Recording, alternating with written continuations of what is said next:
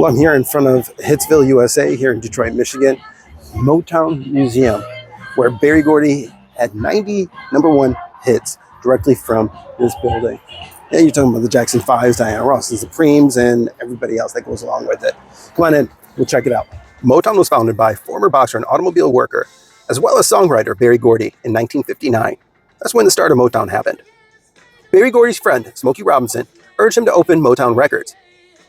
Berry Gordy borrowed $800 from his family with a 6% interest rate to pay within a year.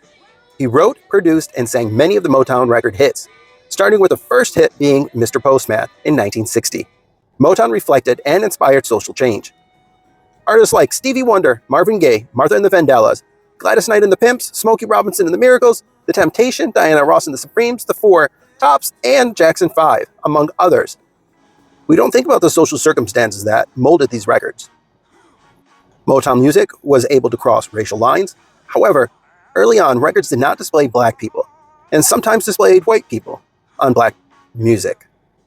The music wasn't about Black America, it was about young America. Despite race, Motown Records managed to have 90 #1 pop hits by black artists, which was pretty impressive for that time. It was more than just music. These artists definitely helped to advance the civil rights movements.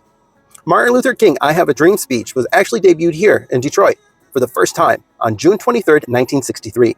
Motown Records recorded his speech live. He received the first copy as well as the rights to his speech. Dr. King is a Motown recording artist. Michael Jackson donated this fedora and his glove to the museum on October 23, 1988, with a $125,000 check. Pretty amazing. This is actually Berry Gordy's apartment, right above the Motown record. Pretty cool. The artifacts are still in place. A lot of the original items. Check out that Kool-Aid jar. Pretty cool. I want one. Look at all these platinum records. So many hung up on the walls throughout this building. Yeah, and that's me, fanboying. What can I say? All right, yeah, and that's me getting grossed out by the candy that's still in this vending machine. They used to leave money out for Stevie Wonder, so we can get a candy bar or two. Yeah, he was young back then, and he came from here, Michigan. I believe Saginaw, Michigan. It felt incredible standing in the very room that great artists like Michael Jackson, Stevie Wonder, Diana Ross, and Supremes recorded in. It's really cool. Not what I was expecting. This is absolutely Detroit pride. Pride in the influence of music. Influence Detroit had on the rest of the world is so huge, so massive.